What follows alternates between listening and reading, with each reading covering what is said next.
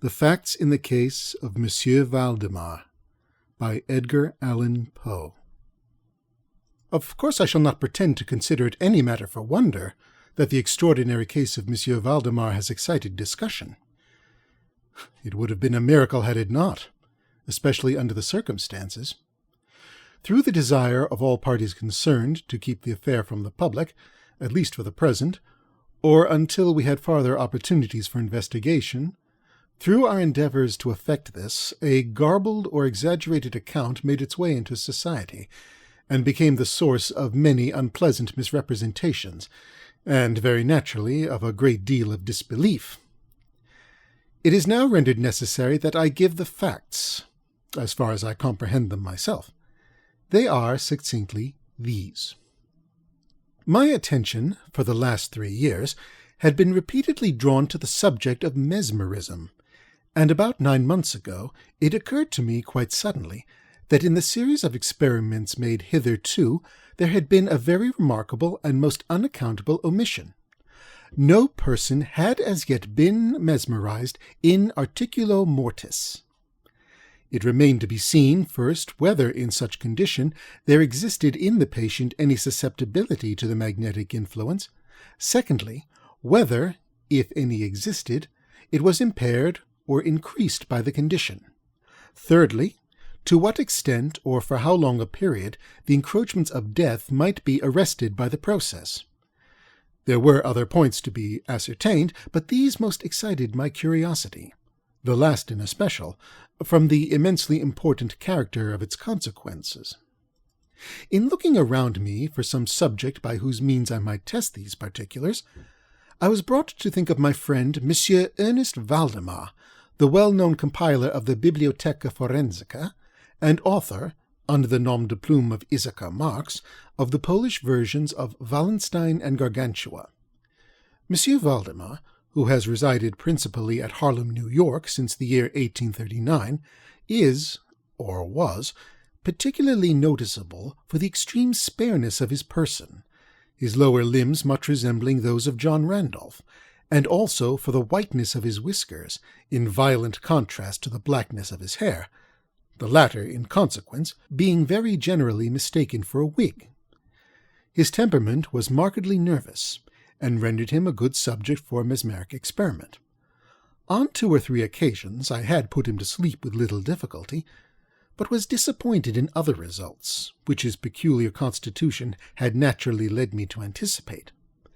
His will was at no period positively or thoroughly under my control, and with regard to clairvoyance I could accomplish with him nothing to be relied upon. I always attributed my failure at these points to the disordered state of his health. For some months previous to my becoming acquainted with him, his physicians had declared him in a confirmed phthisis. It was his custom, indeed, to speak calmly of his approaching dissolution, as of a matter neither to be avoided nor regretted. When the ideas to which I have alluded first occurred to me, it was of course very natural that I should think of Monsieur Valdemar. I knew the steady philosophy of the man too well to apprehend any scruples from him, and he had no relatives in America who would be likely to interfere. I spoke to him frankly upon the subject, and to my surprise his interest seemed vividly excited. I say to my surprise, for although he had always yielded his person freely to my experiments, he had never before given me any tokens of sympathy with what I did. His disease was of that character which would admit of exact calculation in respect to the epoch of its termination in death, and it was finally arranged between us that he would send for me about 24 hours before the period announced by his physician as that of his decease. It is now rather more than 7 months since I received from Monsieur Valdemar himself the subjoined note. My dear P., you may as well come now. D and F are agreed that I cannot hold out beyond tomorrow midnight, and I think they have hit the time very nearly. Valdemar.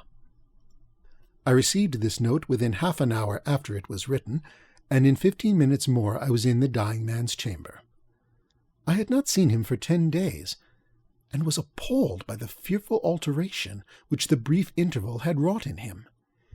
His face wore a leaden hue, The eyes were utterly lustrous, and the emaciation was so extreme that the skin had been broken through by the cheekbones. His expectoration was excessive. The pulse was barely perceptible. He retained, nevertheless, in a very remarkable manner, both his mental power and a certain degree of physical strength.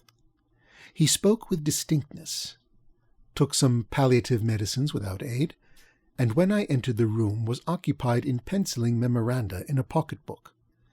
He was propped up in the bed by pillows. Doctors D and F were in attendance.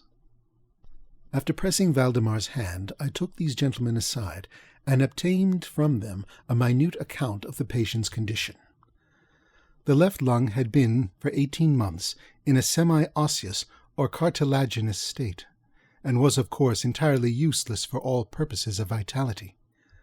The right in its upper portion was also partially, if not thoroughly, ossified, while the lower region was merely a mass of purulent tubercles running one into another.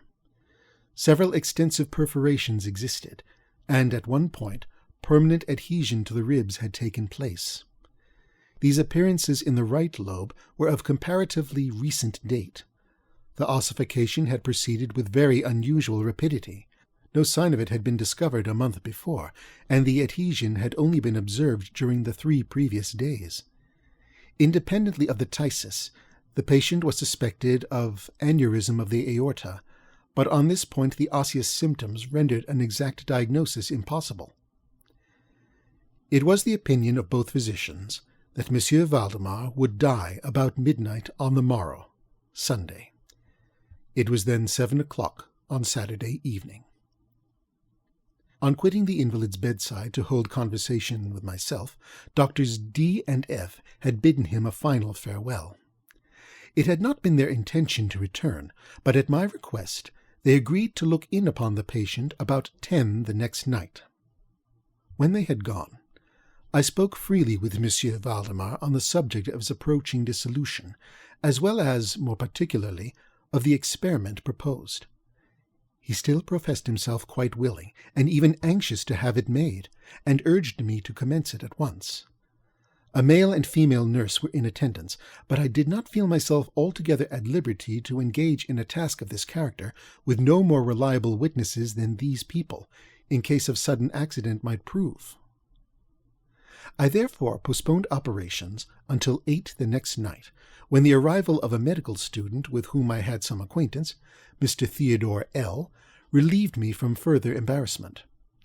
It had been my design originally to wait for the physicians, but I was induced to proceed, first by the urgent entreaties of M. Valdemar, and secondly by my conviction that I had not a moment to lose, as he was evidently sinking fast. Mr. L. was so kind as to accede to my desire that he would take notes of all that occurred, and it is from his memoranda that what I now have to relate is, for the most part, either condensed or copied verbatim. It wanted about 5 minutes of 8 when, taking the patient's hand, I begged him to state as distinctly as he could to Mr. L.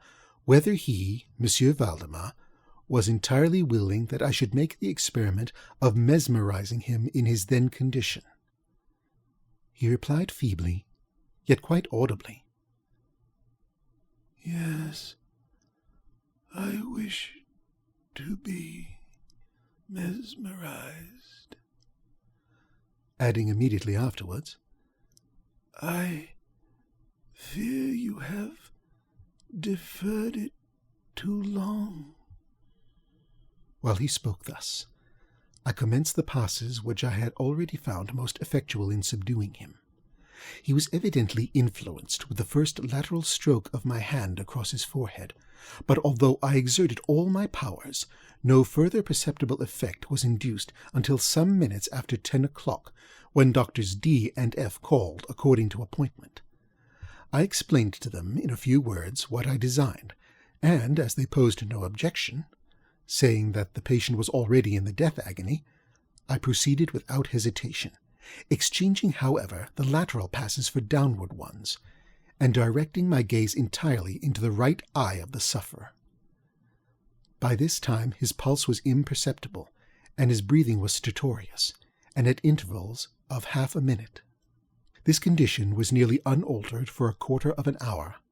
At the expiration of this period, however, a natural, although a very deep sigh escaped the bosom of the dying man, and the stertorous breathing ceased. That is to say, its stertorousness was no longer apparent. The intervals were undiminished. The patient's extremities were of an icy coldness.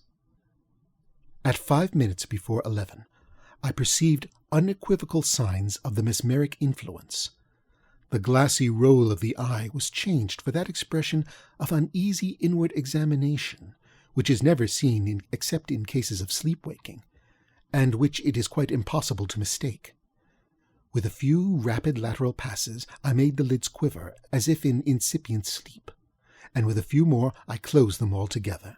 I was not satisfied, however, with this, but continued the manipulations vigorously and with the fullest exertion of the will, until I had completely stiffened the limbs of the slumberer, after placing them in a seemingly easy position. The legs were at full length, the arms nearly so, and reposed on the bed at a moderate distance from the loin. The head was very slightly elevated. When I had accomplished this, it was fully midnight, and I requested the gentlemen present to examine Monsieur Valdemar's condition. After a few experiments, they admitted him to be in an unusually perfect state of mesmeric trance. The curiosity of both the physicians was greatly excited. Dr. D resolved at once to remain with the patient all night, while Dr. F took leave with a promise to return at daybreak. Mr. L and the nurses remained. We left Monsieur Valdemar entirely undisturbed until about 3 o'clock in the morning, when I approached him and found him in precisely the same condition as when Dr. F went away. That is to say, he lay in the same position. The pulse was imperceptible. The breathing was gentle, scarcely noticeable, unless through the application of a mirror to the lips.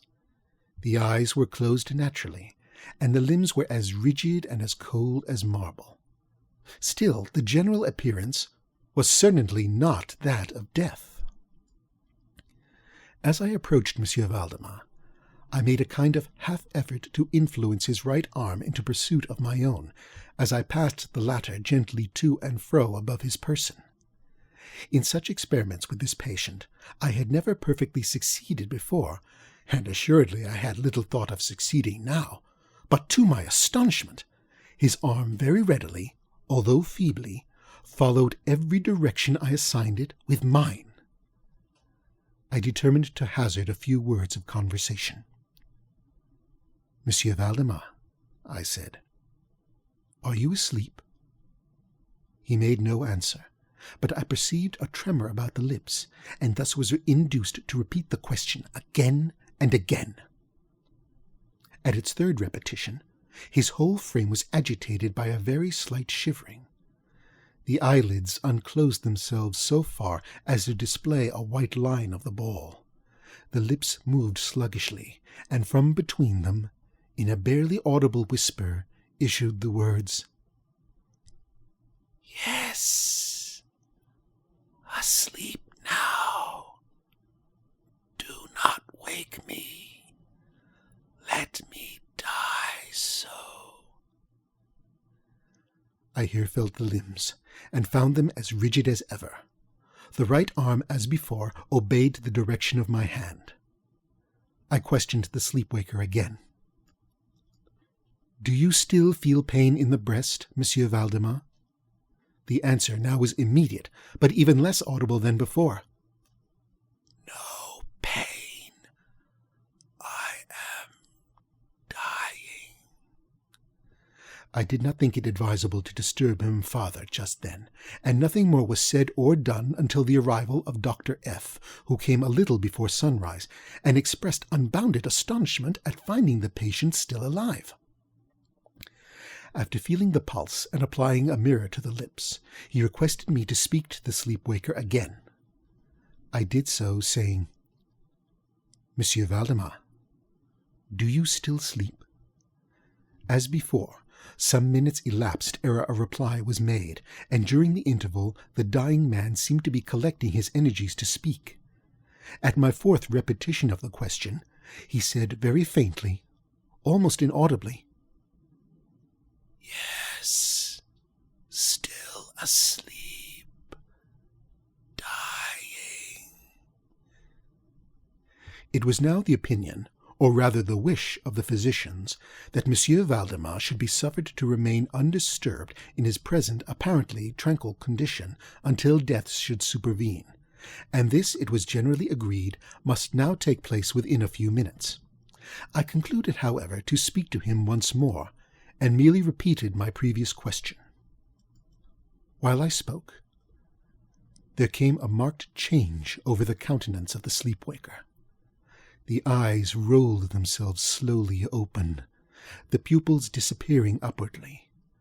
The skin generally assumed a cadaverous hue, resembling not so much parchment as white paper, and the circular hectic spots which hitherto had been strongly defined in the centre of each cheek went out at once. I use this expression because the suddenness of their departure put me in mind of nothing so much as the extinguishment of a candle by a puff of the breath. The upper lip at the same time writhed itself away from the teeth, which it had previously covered completely, while the lower jaw fell with an audible jerk, leaving the mouth widely extended, and disclosing in full view the swollen and blackened tongue. I presume that no member of the party then present had been unaccustomed to deathbed horrors, but so hideous beyond conception was the appearance of Monsieur Valdemar at this moment, that there was a general shrinking back from the region of the bed. I now feel that I have reached a point of this narrative at which every reader will be startled into positive disbelief. It is my business, however, simply to proceed. There was no longer the faintest sign of vitality in Monsieur Valdemar, and, concluding him to be dead, we were consigning him to the charge of the nurses when a strong, vibratory motion was observable in the tongue. This continued for perhaps a minute. At the expiration of this period, there issued from the distended and motionless jaws a voice, such as it would be madness in me to attempt describing. There are indeed 2 or 3 epithets which might be considered as applicable to it in part. I might say, for example, that the sound was harsh and broken and hollow, but the hideous whole is indescribable, for the simple reason that no similar sounds have ever jarred upon the ear of humanity. There were 2 particulars, nevertheless, which I thought then, and still think, might fairly be stated as characteristic of the intonation, as well as adapted to convey some idea of its unearthly peculiarity. In the first place, the voice seemed to reach our ears, at least mine, from a vast distance, and from some deep cavern within the earth. In the second place, it impressed me, I fear indeed that it will be impossible to make myself comprehended, as gelatinous or glutinous matters impress the sense of touch. I have spoken both of sound and of voice. I mean to say that the sound was of distinct, of even wonderfully, thrillingly distinct, syllabification. Monsieur Valdemar spoke, obviously in answer to the question I had propounded to him a few minutes before. I had asked him, it will be remembered, if he still slept. He now said, "Yes. No. I have been sleeping, and now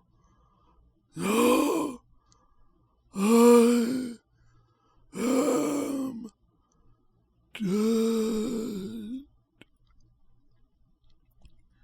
No person present even affected to deny, or even attempted to repress, the unutterable shuddering horror which these few words thus uttered were so well calculated to convey. Mr. L., the student, swooned. The nurses immediately left the chamber, and could not be induced to return. My own impressions I would not pretend to render intelligible to the reader. For nearly an hour we busied ourselves silently, without the utterance of a word, in endeavours to revive Mr. L. When he came to himself, we addressed ourselves again to an investigation of Monsieur Valdemar's condition. It remained in all respects as I have last described it, with the exception that the mirror no longer afforded evidence of respiration. An attempt to draw blood from the arm failed. I should mention, too, that this limb was no farther subject to my will. I endeavoured in vain to make it follow the direction of my hand. The only real indication, indeed, of the mesmeric influence was now found in the vibratory movement of the tongue whenever I addressed Monsieur Valdemar a question. He seemed to be making an effort to reply, but had no longer sufficient volition. To queries put to him by any other person than myself, he seemed utterly insensible, although I endeavoured to place each member of the company in mesmeric rapport with him. I believe that I have now related all that is necessary to an understanding of the sleep-waker's state at this epoch. Other nurses were procured, and at 10 o'clock I left the house in company with the 2 physicians and Mr. L. In the afternoon we all called again to see the patient. His condition remained precisely the same. We had now some discussion as to the propriety and feasibility of awakening him, but we had little difficulty in agreeing that no good purpose would be served by so doing.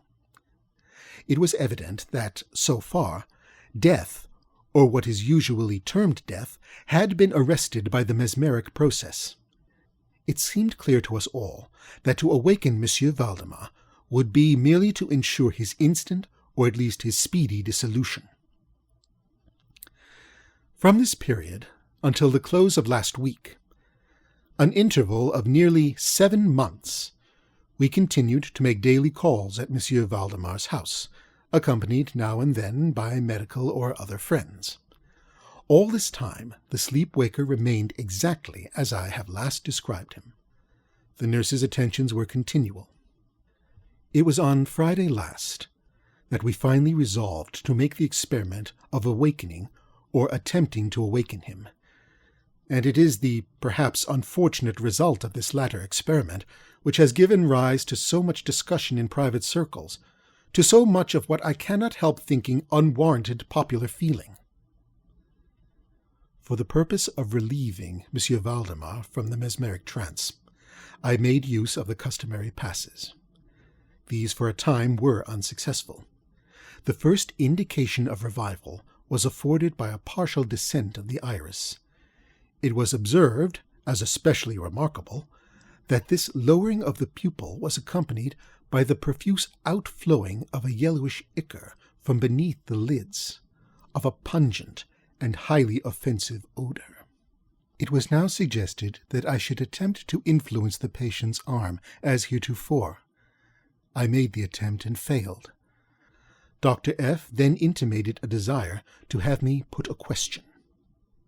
I did so as follows.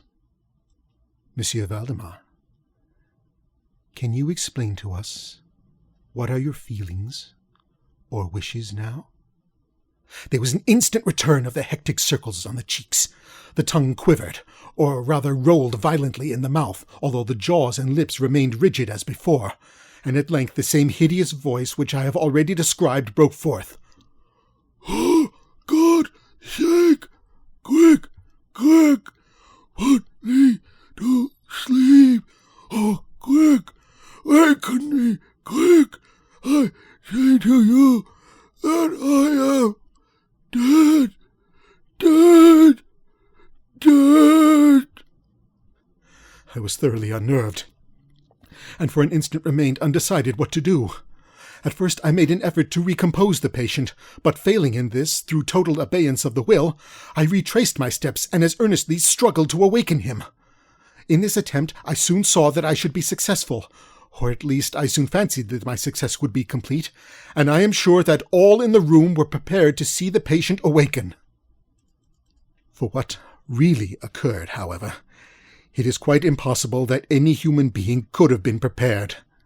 As I rapidly made the mesmeric passes, amid ejaculations of dead, dead, absolutely bursting from the tongue and not from the lips of the sufferer, his whole frame at once, within the space of a single minute or even less, shrunk, crumbled, absolutely rotted away beneath my hands.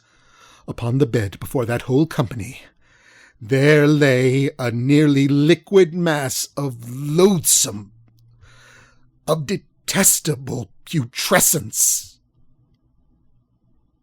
End of The Facts in the Case of Monsieur Valdemar by Edgar Allan Poe. Recording by Tony Scheinman.